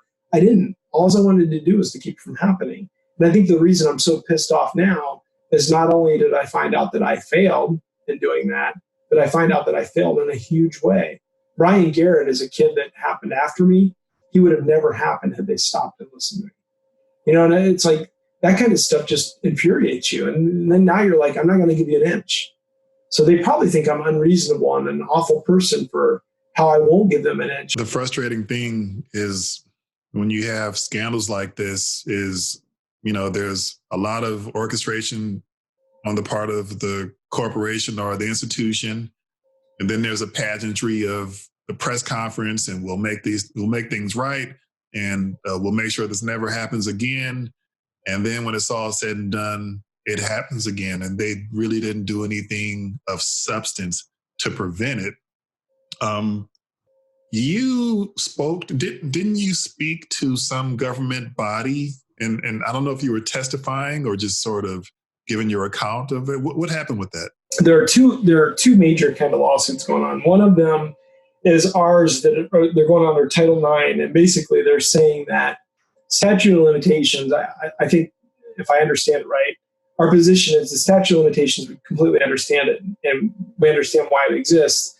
But our position is that my statute, my time frame did not kick in until I realized that they lied to me, which was in 2018. So that's when my clock should have started ticking, not back in 1990 when they lied to you. That'd be the equivalent of you get in a bad accident in your car, airbag goes off, you call them and say, I was hurt really badly. And then they talk you out of suing them because they say, you know what? You're the only one this has ever happened to, and we are going to fix it and make sure it never happens anyway. And they give you all these fake promises. And then you go on, and then 20 years later, you find out that, 3,000 people were hurt just like you were. Then you're like, no, that's not fair. You can't do that. You can't lie to me and then tell me that I should have done something. And so that's kind of the position that I am. And then the other group, when they're suing, I think that what they did was started working with legislators to say the law is wrong. Statute of limitations should not exist for rape because the complications of coming forward, of dealing with this psychologically, the trauma that you go through, your memory, all the things that I've talked about that people have to go through doesn't occur overnight. It might not occur in the first year or the first 2 years. And Ohio has some of the strictest laws on the statute of limitations for rape and sexual assault. So this other group started talking to legislators and saying, this isn't right. And so Governor DeWine, when he got up and talked about the medical board failure, agreed with that. He said the statute of limitations needs to be changed. Now, I believe that he was talking criminally, so he wasn't talking about civil. So that kind of still protects Ohio State in that regard. But the lawmakers got Representative Hillier, who's a Republican, to write a bill that narrowed the statute of limitations or eliminated it for people that are affected by Strauss. So it's a narrow look at just our case, and then sent it to their committee. And so the committee started hearing testimony on it. And so the survivors are getting up and giving testimony. So I went and used that opportunity to do it. And it was a very, very powerful testimony. I can give you a link to it. But, I just went through and said what happened to me. And then I held up my paperwork and said, right here on this paperwork from 1990 said what happened. And that shouldn't be fair for them to say that I can't come forward because they lied to me, And I remember that one of the representatives who was really listening to everything, she was so awesome. My dad went up and hugged her afterwards because a lot of them that listened seemed bored, and it was they're going on and on. And you could almost tell that they were not thinking of it like, this is my kid. Well, this representative looked at us, and Pulaski, I think her name is, she looked at us like listening horrifically, like it was for children, And then she asked me questions, which were a little bit different. Like the other survivors that got up and talked, they didn't ask questions too. But she asked me questions about what I thought about statute of limitations in general for anybody. Should anybody be able to come forward? And I said, I absolutely think that it's not fair for people. And I think what they're struggling with is whether or not a bill should just affect statute of limitations overall and get it changed. I think a lot of the Democrats that are in the House want a sweeping change to statute of limitations. And then, some of them are looking at just trying to make it right for what happened in this instance. And she came up afterwards and said, I was kind of against the bill before, but talking or listening to your testimony really kind of makes me think differently, because now I understand the harm that's occurred with you, and it was kind of cool because, again, it goes to if you change a heart and a mind by telling your story. And I think that day we did. Whatever happened to Strauss himself? So he killed himself in 2005. He lived in, I think, Venice, maybe California, Venice Beach or something. Lived there, and he hung himself. And it's weird because it's like I've heard people do all kinds of stuff about their, people that have abused them. I just listened to a guy tell me that every year he would go and piss on somebody's grave. Like he would literally go and piss on his grave of his abuser or somebody that he knew abused. And I was like, it's just so funny to listen to everybody's different stories about how they react to them. I was fascinated with reading about his death. I don't know why. It was important for me to know exactly how he died. I'm not saying I wish death upon him. I honestly, part of me deep down in my heart feels like that I can't imagine the amount of pain that his family felt. I know that it wasn't a good time for gay people. So there's a sympathy for me for him that it was a shitty time to live as a gay person. Now, I didn't molest people. I didn't choose the life that he did. So I have no sympathy for what he did, but I understand what he was going through as a gay person. But then his family, oh my God, to think about them, this guy molested people. He divorced his wife in 19, I don't even remember. It was 1985. That's right. 1985, he divorced his wife. So that was kind of in the middle of all this stuff. And then, so his wife is living with this guy that she had a kid with that divorced her. 2005, he kills himself. She's still the father of her dad. She deals with him killing himself. And then when all this stuff came out about him, she has to listen to all these details of all these kids that got molested by her former husband and the father of her baby. And she stands up and tells us, I am so sorry for what he did to you. And not once in her apology did she ever say, hey guys, just want to remind you, I divorced him back in 1985. She didn't ever say that. She said, it's horrific what we're hearing. We're so sorry. Drake, when he apologized to us at least 5 times in his apology, reminded us, it's not me. It wasn't my staff. And that just goes to show the character difference. And, he could learn so much from her when it comes to class, to be able to stand up and say, I do accept responsibility. This is my university. My university screwed up. And whether it was then or now, it doesn't matter. That would have just squashed all this. And they just didn't handle it right. But, I'm not going to say that I'm happy the guy killed himself or anything.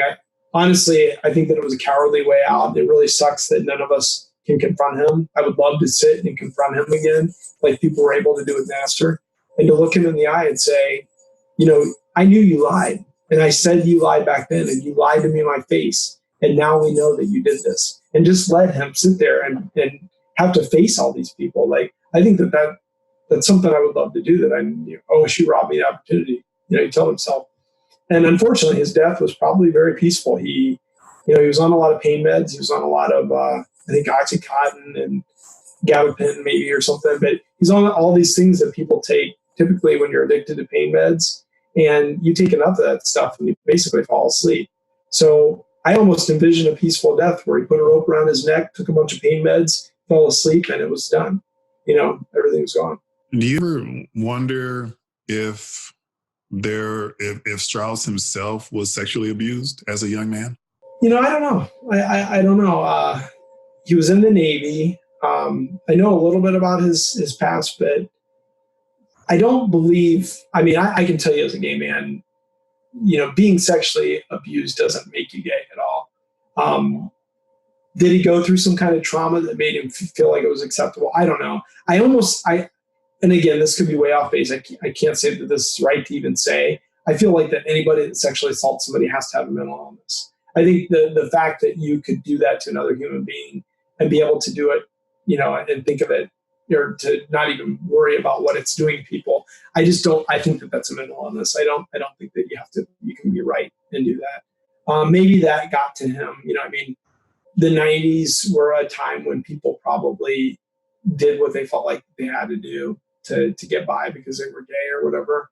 And maybe he felt like that. I know a lot of people that lived in the closet. I know a lot of people that, had families that just like he would have, and went out on the side and satisfied that urge of being gay with people, but then came home and lived this cowardly family life of raising a family and not telling any of them.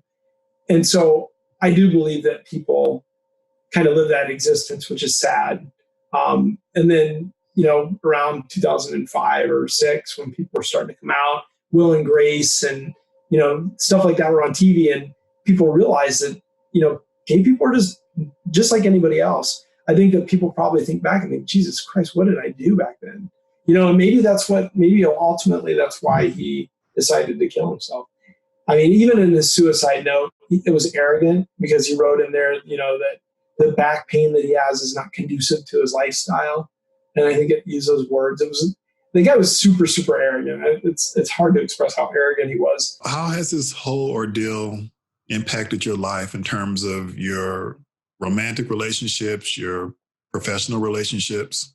I decided to write a book called Let's Play Video Games, I Want My Friend Back. A chapter called Let's Play Video Games, I Want My Friend Back. I have a good friend of mine who was in the military who kind of followed through the activism stuff that we did. And he called me and he said, Steve, let's hang out. He's like, but one promise before we do this, no OSU. I don't want to hear about it. I don't want to talk about it. I just want you. I just want my friend. And so he came over and I was like, I'm living and eating and breathing this. This is all it's consuming me. And I had to let it go because he made me promise him I would. And I had a really good time. Like, we sat and played games and I just forgot about it. I was able to live my normal life like I would have before any of this happened. And it felt really good. And at the end of the day, I really needed that. And I think that was a really good thing for him to have done. And it kind of pulled me back. But it also made me realize that this has consumed me. So I'm probably going to need a lot of therapy when this is said and done, because right now I'm so in the heat of the battle of it and figuring out what happened and fighting it that I just don't take time to think about it. But I know that it's wearing on me. I know it's wearing on relationships and friendships and everything else. So I'll probably need some kind of counseling afterwards. I started to do counseling and I ended up telling the counselor, I'm like, how about if we postpone this until I get this fight done with OSU? I was like, basically, I'm just too involved and angry. And she stopped me and said, that's kind of the purpose of the counseling, you know. And I get it, but I mean, the instinct in me is to be a fighter, is to be a soldier. And that's what I'm doing is I'm fighting. I'll deal with the other stuff when I'm done. So your book, Soldier of Change, From the Closet to the Forefront of the Gay Rights Movement, what was a moment that drove you to pen this memoir?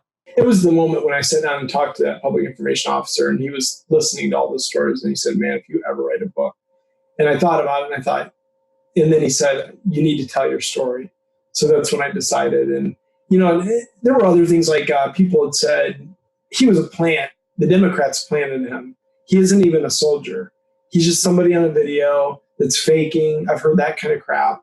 I've heard people say that, you know, I mean, I've heard everything under the sun.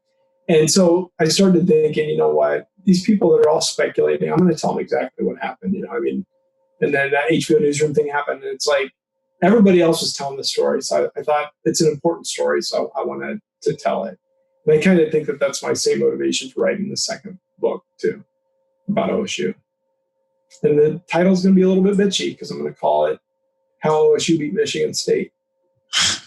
And I think that it's poignant. I think that that's exactly what I want people to know is that this is how OSU beat Michigan State and sexual assault. I mean, with Larry Nassar.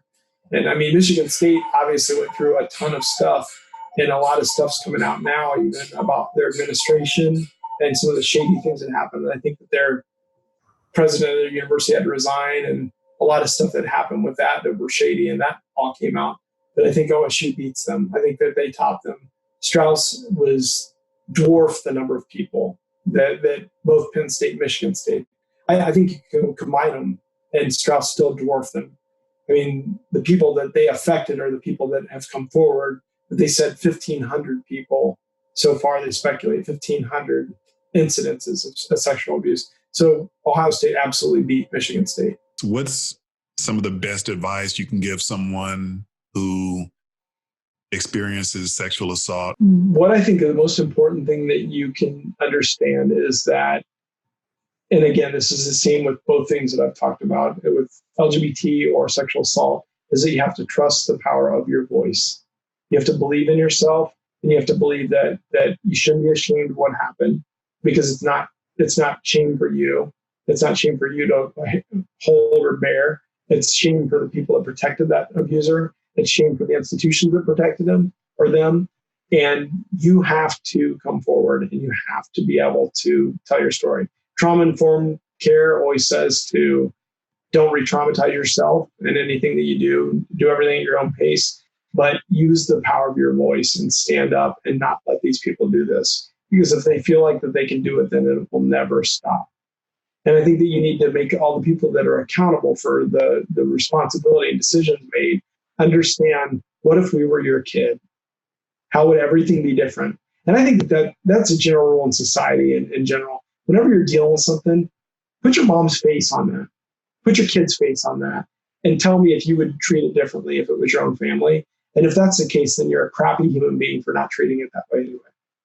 And so I think that the way that I ended my TED Talk was saying that the power of your voice is incredible, and that at any time you would never know it, but you could change the world. And I believe that 100%, because I believe that we've done that, me and my husband, and the activism. And it wasn't something that I tried to do. I wasn't going to say that I'm going to change people's mind. I want gay marriage. I want this or that. I just trusted that I was going to tell my story, and then not knowing how that was going to ripple through history or change anything. And I mean, there are so many things that history won't judge me and everything that I've done, but there's so many things that you couldn't go back through and line a million stars in my life to have happened like it did. Like, I came home from Iraq in 2010. Sorry, no, 11 in May. And I was home from an R&R for 2 weeks. And we had mortars go off there where I had to cut off a Skype and tell Josh I was mortar, I got to go. And he sat on the other end of Skype and thought, am I ever going to get a call if he dies? Like if something happened to him, is somebody going to tell me, or do I call his parents? Like, I don't know what to do. And that's something that people that weren't dating ever had to think about. And so when I came home from leave, we decided, let's get married. Let's go where it's legal. And so we did. We got into a car. I only had 14 days, got into a car. We drove to Washington, D.C. On our way there, my mom's trying to research for us where we could get married. We found this efficient, and I loved her. She does LGBT people, but the picture that she held up on her profile showed her as an African-American woman and a white guy. And she said at one time my marriage was illegal too. And now she specializes in LGBT marriage. And I was like, she's perfect. That's who I want. So we called her and we said, we want something really meaningful. You know, it's just me and my husband. We didn't know we were going to be on TV. We didn't know the Republican debate was going to come. It was just us. It was just who we were. And we said, we're coming, just the two of us. I'm on leave. I don't have very much time. Gay marriage isn't, legal. That's why we're coming to Washington. We'd like to find something meaningful. And she said, I don't really know very much stuff in DC that would be good for LGBT. Like she said, I know that there's some, gravestone that's supposed to be real important or whatever. And so she said my name, Leonard Matlovich, and I didn't know who that was. So I'm, again, I call my mom, I'm like, look him up. And she's looking at Wikipedia reading. And this guy was one of the first people, he's a tech sergeant, first people that challenged the military about being gay in 1975. So we found out that he was buried in Congressional Cemetery. So that I asked that officiant, Tiffany, I said, can we get buried there? And she's like, absolutely. Because I told Josh, I was like, as morbid as this sounds, like this is just you and me. Like we could have $1 billion wedding in front of everybody that we wanted and have the most beautiful things. But nothing means more to me than honoring somebody that fought the military to be able to serve openly and died before gay marriage was legal, to sit there and get married in front of his grave and basically say, hey, guy, you know what? I'm in the military. It's about to be legal to be a soldier and be in the military, and we're getting married at your gravestone to honor everything that you fought for, and it means a lot to us. And that was worth more than $1 billion wedding to me. And it was just me and Josh and a friend and that efficient. And his gravestone, when we got there, said, when I was in the military, they gave me a medal for killing 2 men and a discharge for loving 1.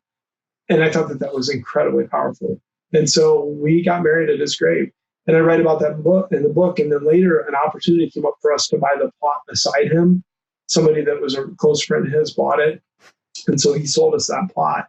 So we will be buried there too. So as morbid as it sounds, it had a lot of meaning, and we got married there, and Josh and I will be buried there, and it's very, very historical. And when you say looking back at all this stuff and what's it all mean, it's incredible to think, that someday in a history book, we might be part of that, or we might be in it for the stuff that we've done.